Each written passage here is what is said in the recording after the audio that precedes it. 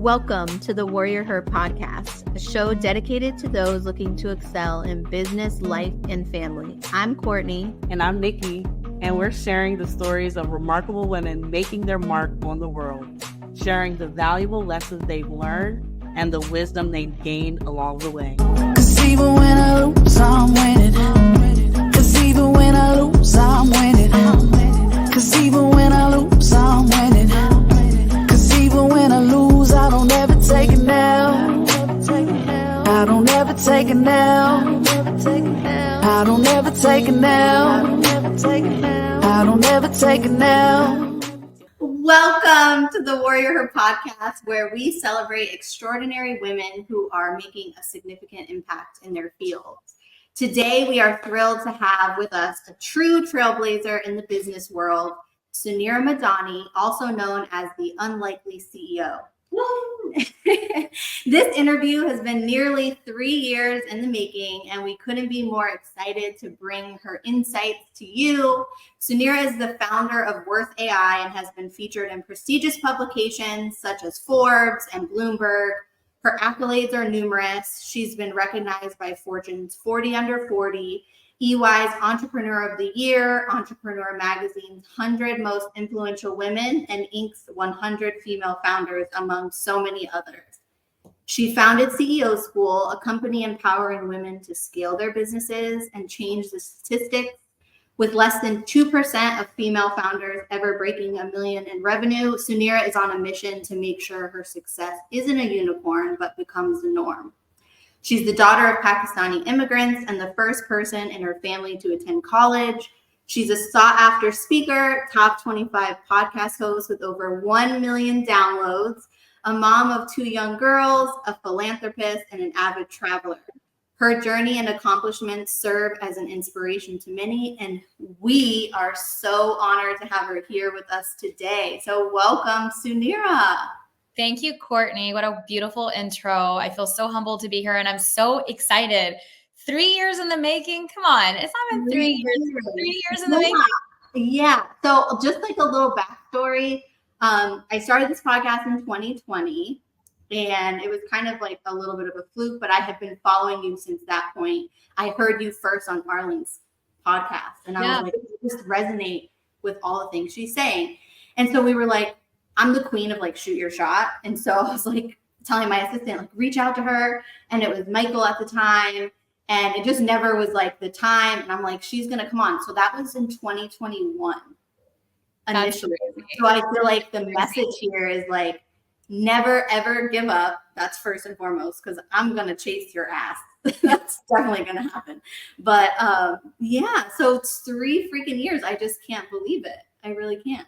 Like what's crazy is like 3 years ago, 1, we didn't know each other. And 2, I don't even think it made it on my radar at that time because I had people in place to, just protect my time and whatever else. And not that I didn't want to come on the show. So I want to make that very clear. Yeah. Obviously, I'm so excited to be here on the show. But I think what's really cool about the story is that you didn't know me. You were like, this is somebody that I want to learn from, or I want my audience to learn from. I want to invite her. And it wasn't just that one, email that you sent out and, an EA was like, oh, not right now, but, reach back out. You consistently actually reached back out until I was like, who is Nikki and Courtney? Like, who are they? And what is the show about? And I think how life transitioned was I ended up transitioning out of my company post exiting the business. And I'm sure we're going to talk about what that was like and exiting my first business. And I was heads down. I was heads down in execution and building $1 billion business. And so my headspace was like, don't look up until it's time to look up. And then there's a time to tell your story as well. And so now I've like exited the business. I'm actually on to building my second business. And we connected at, one of the CEO School events. And that is so special too, that you came out and you were like, no, this is somebody I do want to be around and be in front of. And I just wanted to just give some love on your tenacity and your willingness to get into the room, because I do believe that meaningful relationships actually happen when you said you shoot your shot, but then you actually take action from it and find a way to get in the room. And I'm telling you, like the amount of people that I've been able to reach in my network And I definitely do attribute so much of my success to not only shooting that shot, but also taking action behind it as well, and just finding a way to get in the room. And that's exactly what you did. And now we're fast friends, and here we are on your show today. So I'm super excited. Which is insane too, because like Leah has been with me through all the ups and downs. Like I had to be like, we don't have the funding right now. I can't pay you anymore. And she was like, she's so excited that you're here. She was like, I can't freaking believe this. This is insane. So shout out Leah for being the best assistant ever in the world. But so we will talk a little bit about Stax. But I really want to know a little more about Worth and what inspired you to start Worth AI, and what do you think right now are the primary goals and mission of the company?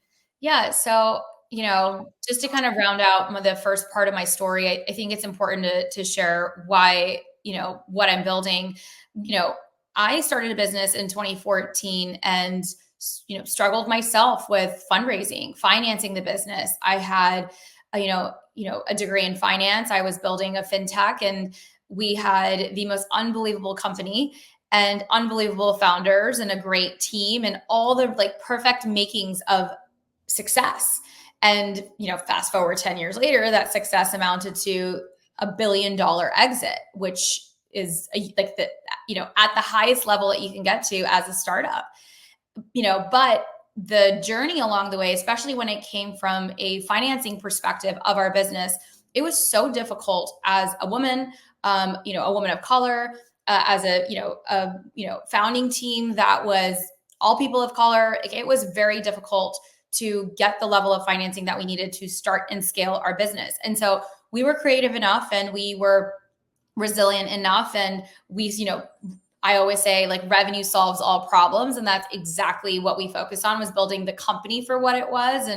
But it was a very challenging journey, and fundraising and venture capital came along a lot later in that journey. Right. And so I want to first say that, because that is one of the reasons why we've created the second company, is access to capital and access to funding, lending, financial services looks different for different businesses.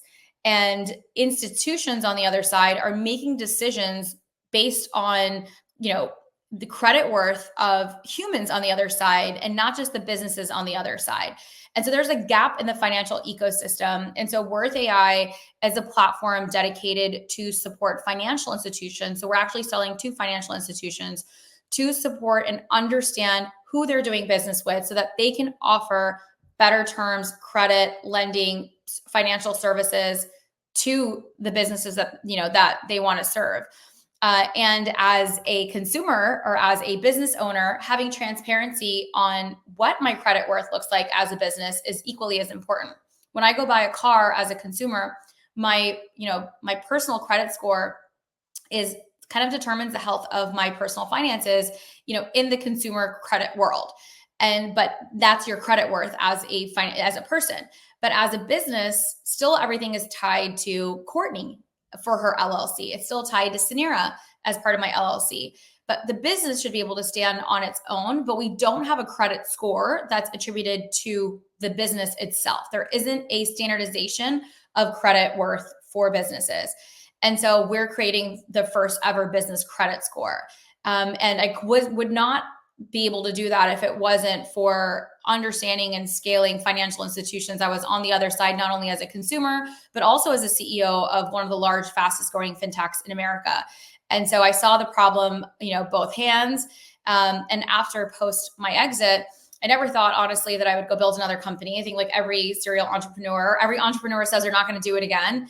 And then, this is what we do. We solve big problems, and this is a huge problem to solve. And that's why it's called Worth. I think every business should know their worth, and every financial institution should be making credit worth decisions on the business's credit, not on human biasness. And so that's the mission behind Worth. And we are definitely using, crazy advanced technology, machine learning models, and everything amazing in today's technology world, but being able to use data in the right way. And so it's first of its kind. And we're really excited for the launch of the second company. I love that, because it kind of leads us right into kind of the next part, which is how do you see the role artificial intelligence evolving in the fintech space? And what opportunities do you think that presents for female entrepreneurs? Oh, I think just the world of technology is going to continue to be on the rise. I mean, this is something that is, growing, and we, as not only as consumers, business owners, especially, we have to make sure that we are really paying attention to the trends. And I think, something that the word AI feels very scary to many of us, because we just assume that it's, robots that are going to take over the world, and that's what AI is. And partially there's like tiny little portions of what that looks like could be true, but there's a lot of great that is coming about by leveraging machine learning in a smart way to be more productive, to be more efficient, to be more cost effective, to do things better and more accurately. And so, machine learning does not have to be a scary thing. You still need humans to drive everything, right? You still need human decision making. That's what's powering machine decision making.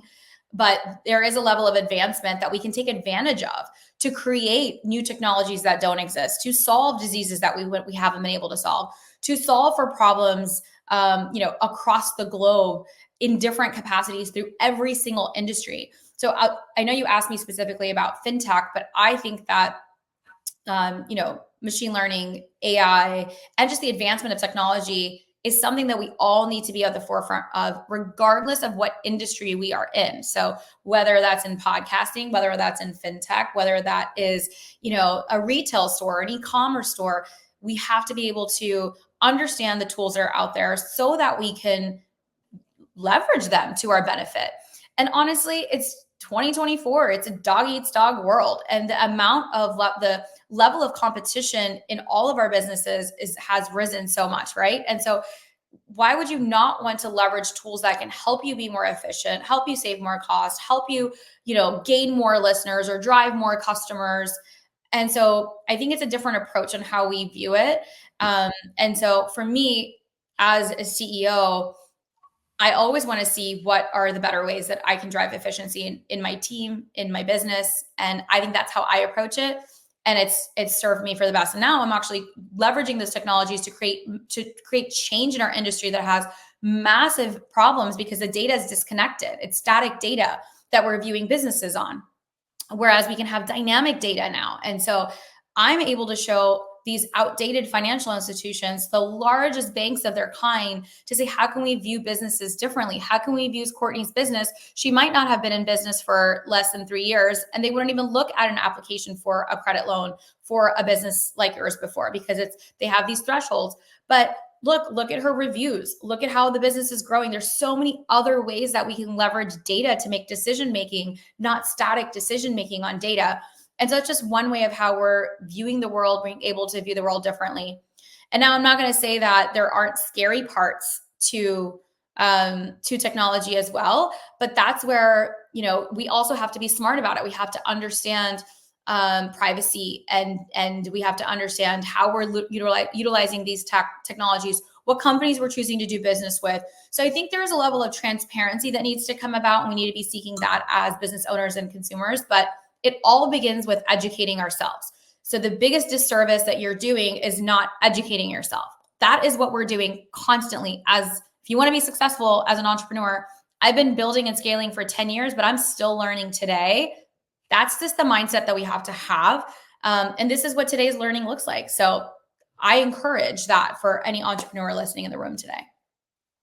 Yeah, I think it's really interesting to hear like how you guys are doing that at work, because I know that there are some mortgage companies that are doing something a little different like that with funding, right, to get people in homes, especially like lower income or even people who don't fit like a traditional model. There's like a program called like the NACA program. And that's like, they just look at like the whole person's profile instead of just credit, because that can really eliminate your opportunity. I worked with Dun & Bradstreet, and it was like getting the insider information on how they're doing it, but that's not accessible necessarily to the consumer or to the business owner. And I always was wondering, like, why is it like sifting through and you have to search and figure out like what do I need to actually do to put myself in a position to get a loan? But it's not easily accessible. So I'm excited for what you guys are doing with Worth. You know, exactly. You said Dun & Bradstreet. They're one of the legacy players in our space that has actually tried to standardize this, but have not been able to. And it's only been accessible to very large, when you're at a certain size of your business, then you get your, your DUNS number or whatever that looks like. And I want to also say that not only does this apply to businesses that can't get funding or can't get, even the traditional businesses that are above 3 years and have, millions in revenue, even as, an institution, when they're underwriting these businesses, it's still really outdated. The onboarding process, the paperwork, there's all of this accessibility of data and that's connected. We're just not connecting data in the right way to the institutions.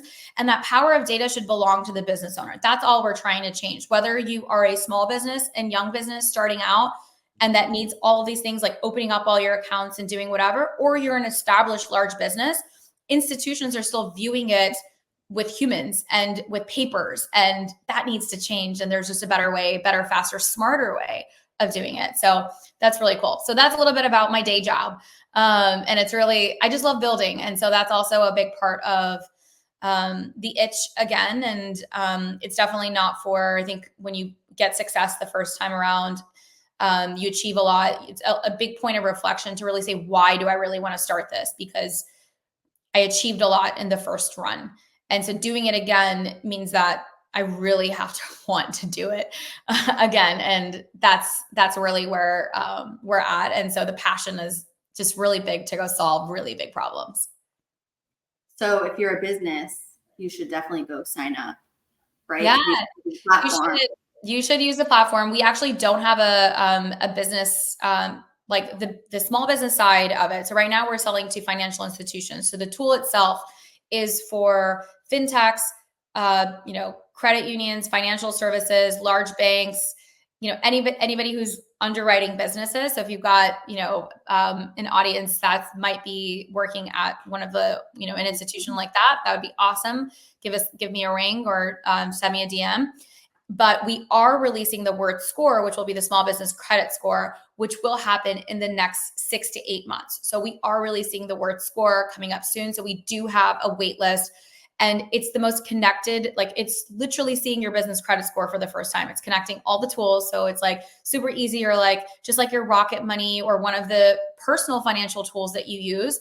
It's a one-stop place to understand your business financials. And it's going to be super accessible. There's going to be just very, very, very low cost versions, free versions, all of that. We want to make this so accessible for every business to know their credit worth. So that's the mission behind the Worth score and the small business component. So definitely go sign up for the wait list. I will be releasing the beta here shortly. And so I'd love for you guys to be on and give us feedback on as we're building it as well, because it's going to be built for the everyday business owner in mind. And so we're really excited about that. And you can go to worthscore.com. So it's worthscore.com, and you can sign up directly for the wait list.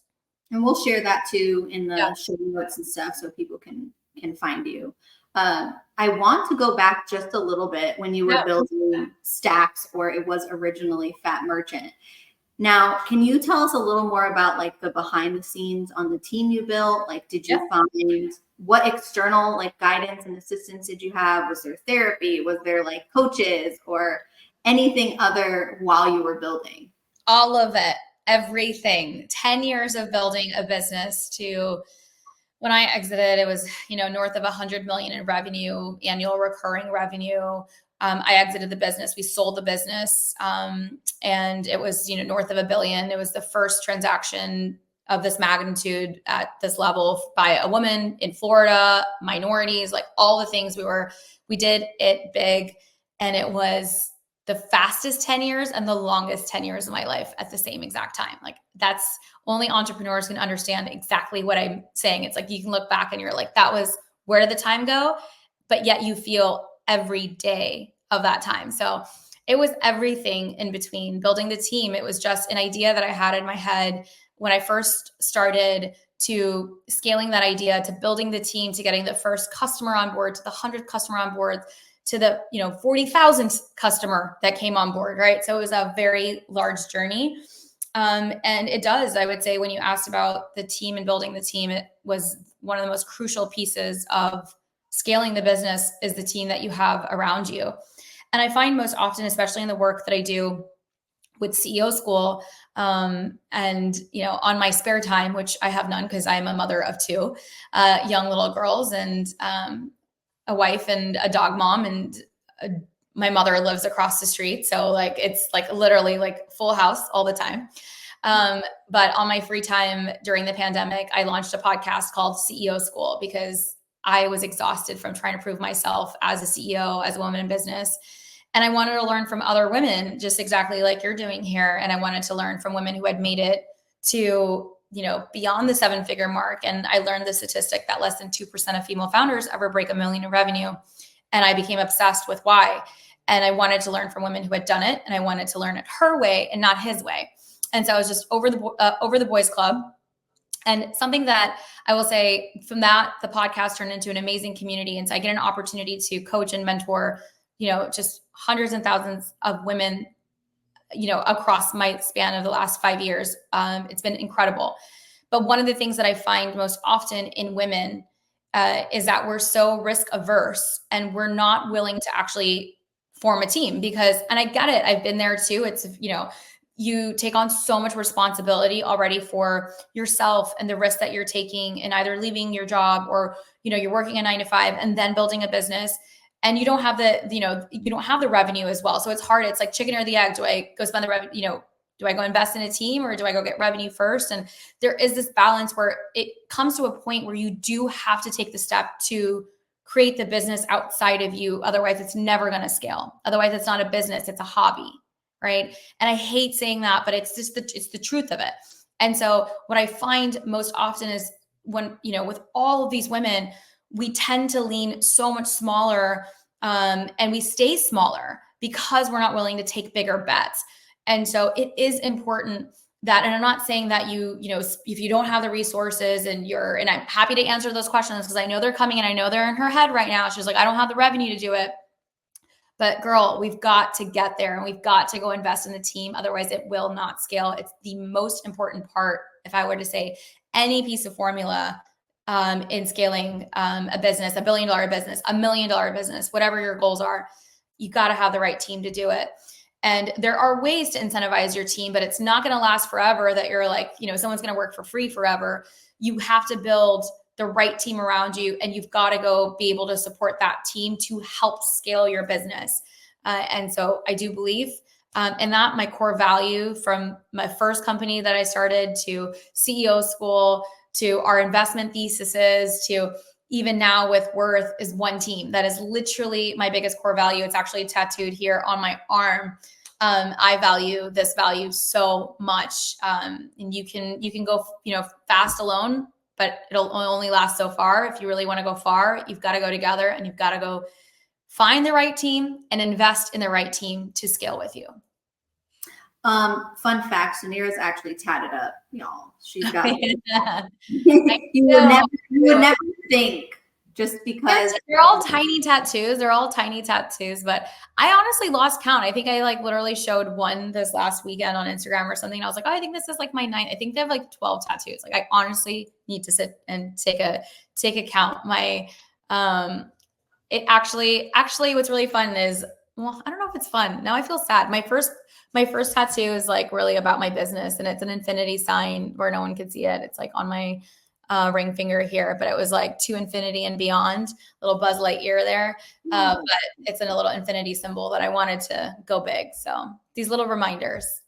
Oh, I mean, I love that because I have tons of tattoos too. But so CEO School, I do want to talk about that. Is how obviously I even like met you and know of you and anything. So you had posted recently on Instagram that it took a decade to quote unquote prove yourself, right? I'm using air quotes for people who are not watching, and gain the respect, recognition, and authority that male founders often receive from day one. How does CEO School meet women where they are in their entrepreneurial journey and provide the tools and resources to help them achieve success? Oh, I love this. Such a great question. I'm so exhausted. Can I swear here? you can do whatever you want here. Oh my God, I'm so fucking exhausted from the boys club. And the level at which we're just on a different playing field than men. I will tell you, like, the world is not, and it's not saying it's their fault. I'm not like the feminist that's like women are greater than men. I'm not that.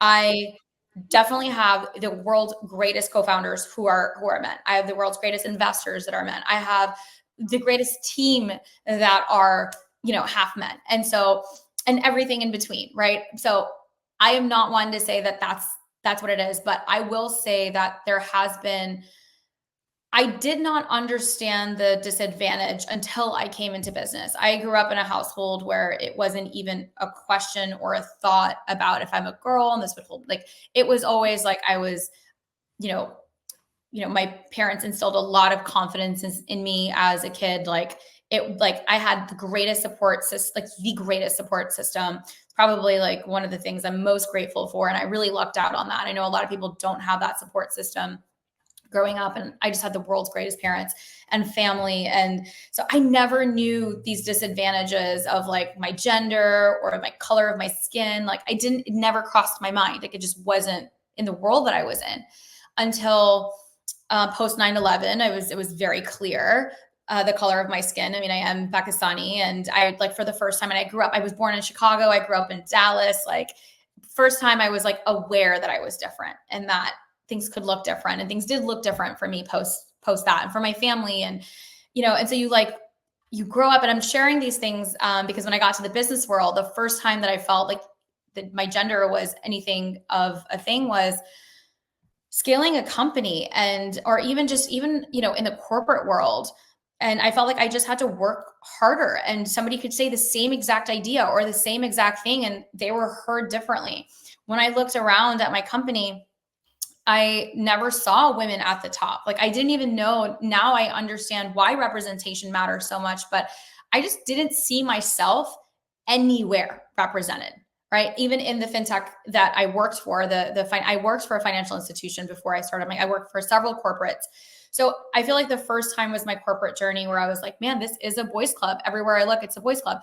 And the women that were working in the companies, and also not to anyone's fault, but we're all fighting for that one role or that one seat at the table. So even in the corporate world, I really never had strong relationships or, mentors and sponsors that were women. I just was never around that because one, there wasn't enough of them out there. I didn't have access to it. And so I did feel like it wasn't necessarily about the difference between like where I saw the inequity. It was the inequity in my network. That's really what was the biggest gap.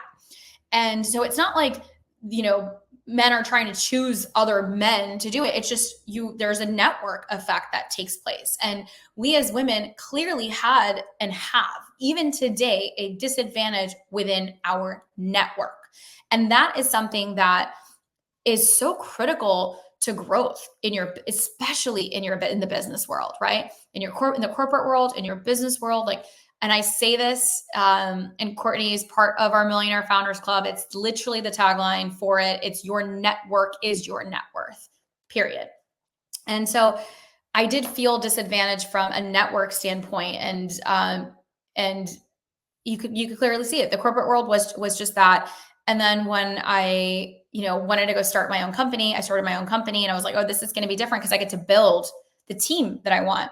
But then you're at the same disadvantage when it comes to the network, when it comes to partnerships, when it comes to investors, right? That was a very clear disadvantage that I had. I did not have a network of wealth. I did not have a network of, venture capitalists. And so I had to go build that network. And the only way I didn't get investors by just cold pitching and cold emailing, right? It is through the network.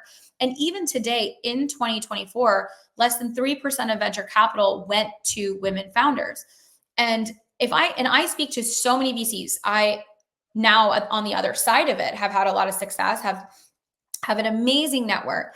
And the people at the top want to have more, women in business and to do all these things, but it's just not all connected. And so everyone's got to work harder to bridge that gap from a network standpoint. And so I did feel that there was a big disadvantage in the network. And also, I didn't want to do business. Like, it's not the same for a woman and a man. I'm going through something completely different. I was going through motherhood. I wanted to have a family. I wanted to learn how the hell was I going to show up to the office, and what do I need to do about childcare? What do I do? How do I show up for this? And how do I do that? And I never saw successful examples as well of, women that were willingly, not that they weren't doing it, willingly showcasing that they had balance or had work-life integration and balance, or showing that they were successful at their home lives and their business lives, because it was looked down upon. Because if you weren't working, or if you were doing something else, then work wasn't a priority. And so we never saw like great examples of what I wanted to be in my life. So I didn't want to choose. I didn't want to choose between being, successful in my career or being a mother. I wanted to be both. And I knew women that were both, but I didn't see those examples out. I didn't have mentors that had those examples out. So I literally was like, there is this huge disconnect in how and women were 50+% of the workforce now, right? So we are there from an education standpoint, from a workforce standpoint. But when you look at leadership positions, there's still a huge gap, right? Huge gap in leadership positions, where it's roughly around like 25 to 27%. If you like span across on some studies on where it's at, still a huge gap. 75% of leadership still are men.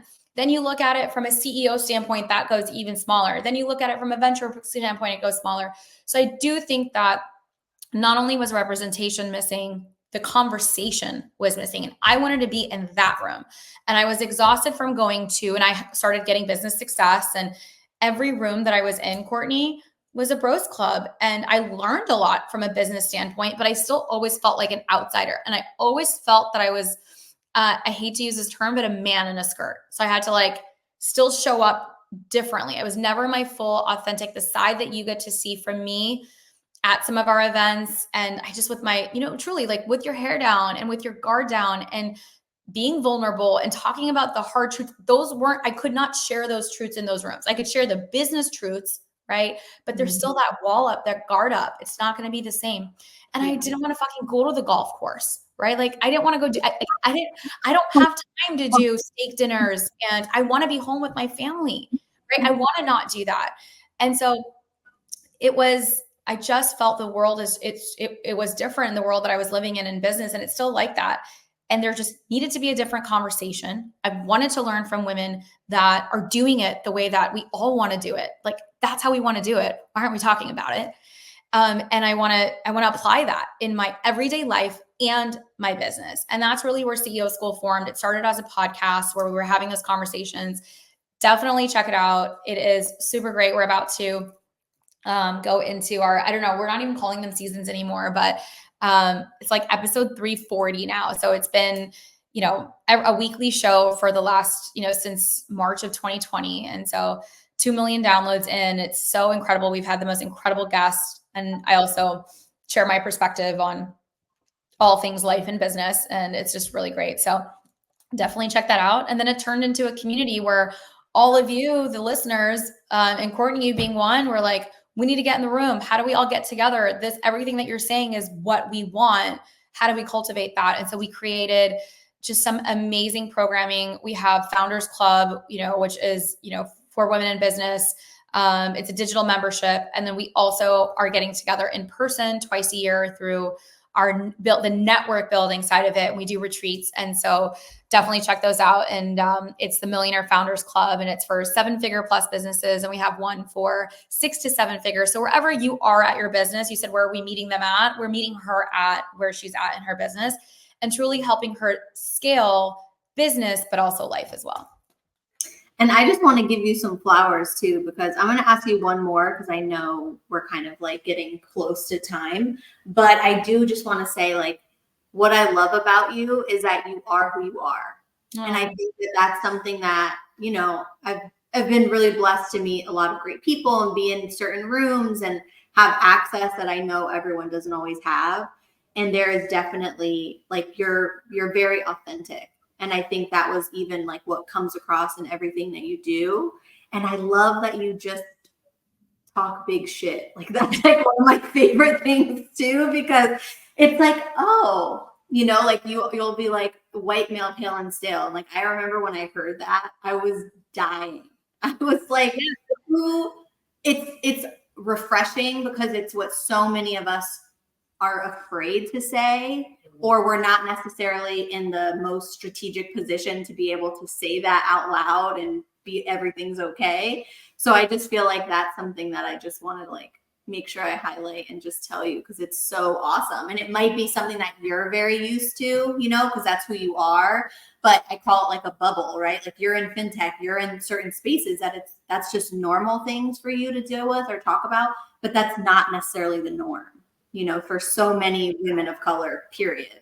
I appreciate that. And that's exactly, it took me 10 years though, right? It took me a long time and way too much success. Like I was, my imposter syndrome was, and it still constantly is there. It's not that it's not there, but I felt like I was constantly proving my worth to the boys club until one day it clicked that I don't have to. Like I just don't have to.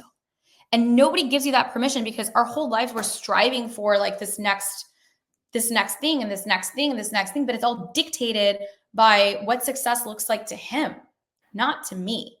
And I mean, in the process of it, you know, I amassed a lot of great things on that chase, but I lost a huge part of myself, right? I do look back and I'm like, doing it the second time around, this is Suneera 2.0. Like I'm not in that chase game anymore. I'm going to do this on the right time. I'm going to do this my way. And it's been really fun. I mean, this time around, I had no trouble raising any venture capital. I had no trouble getting the world's greatest partners like Equifax, right? Like backing us and supporting us. And just like on Dun & Bradstreet, like every which level we've been able to do it big. And I'm out of my own way to do it big.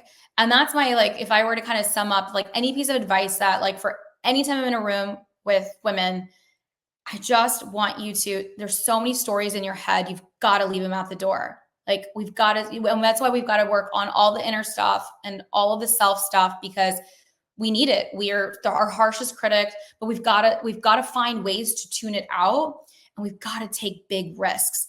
We're not like you are like, you're going to build, you know, based on the level of risk that you're going to take. And I know it's so hard for us to take that risk and, you know, diving 2 feet in, but you've got to dream bigger and you've got to think bigger because the world needs us. The world literally needs products and services and you at the top, we need you to be successful. Otherwise the world is going to look exactly the way that it's been looking for so long. Right. And I think it's the most exciting time to be a woman in business, like the most exciting time. We've only been in the workforce for about 100 years, 57 years. Like, I don't know, since like pretty much post-World War. Right. And so we've made, although there's huge gaps, we've made so much progress. So now is the time that we actually get to transform everything. And it's a critical time. And so let that motivate you. That's what I'm motivated about is like that legacy building and the big shit. And so like, I just want you to go for it and dream so big because I didn't know I could go build $1 million business, let alone $1 billion business. And there was at some point that I just uncapped it and just let myself achieve and take risks and grow. And you have to be calculated on your risk. And I've got all these systems on how to do that, right? So you come listen to me at CEO school, join me at CEO school. So we're going to use data and decision-making and we're going to be smart about it, but we've got to trust our gut. We've got to lean in and you've just got to go for it because the world needs you to succeed. Well, I was going to ask another question, but we might just need to end it on that. Yeah, I mean, do you plan, this is just kind of more of like my own curiosity with CEO schools, like, do you plan to like expand this into other programs or like an accelerator for women-owned businesses, or how do you want CEO school to grow? You know, I'm one to not give like definitive answers. I'm going to let it evolve to whatever it's going to grow into, and I'm going to let it be. So CEO School currently right now, we have, my favorites are like the in-person stuff that we're doing. We meet twice a year. We have the most amazing retreats. So we've got our Millionaire Founders Club. We have an emerging Millionaire Founders Club chapter. And I do see that scaling and growing. And so definitely like come check that out. And I think that there is definitely, I could see this scaling to be the next YPO for women. And I do see that there's a vision that I have for that, but I also want to let it organically happen. This for me is not a business. My day job is my day job. And this is my purpose and passion and why, and where I get to really give back. And so I've tried not to let my scale business brain really operationalize it, because I think it'll lose the love that I have for it in that way. Like I love it in a different way because it's not my bread and butter in that way. And so I'm able to give back in different ways and be able to form partnerships in different ways because there's no monetary gain in that way. And so I love the organic nature of how it's great. It's the way that it's grown over the last 4 years has been incredible. We have an accelerator, we have courses, we have so much good in there. And so I do believe in the power of collaboration and partnerships. And I just see that really supporting the network. And that's just my mission. If we can support more women to build the right network, and that will then raise all of the boats. So it's so amazing. If you guys are not part of anything with Suneera, it's like worth any of it. It's worth the time, it's worth the investment, it's worth all of it. You've definitely inspired me to dream way bigger. We have a call with a major hospital today. I wanted to tell you that. This is our second, so that's really exciting. But where can people find you? We'll also have that in the show notes. Find me on Instagram, find me on LinkedIn. It's just Suneera Madhani. Suneera Madhani, Madhani. And I'm everywhere on all the networks, all the platforms. And you can check out CEO School as well and subscribe on iTunes or Spotify, wherever you get your podcast. Thank you so much for joining us on the WarriorHER Podcast, y'all. Thank you for tuning in to the WarriorHER Podcast. We hope you found inspiration and valuable insights from our incredible guests. If you enjoyed today's episode, please subscribe, rate, and leave a review. Follow us on all social media platforms to stay up to date. And remember, girls really do run the world. 'Cause even when I lose, I'm winning. 'Cause even when I lose, I'm winning. 'Cause even when I lose, I'm winning. 'Cause even when I lose, I don't ever take it now. I don't ever take it now. I don't ever take it now. I don't ever take it now.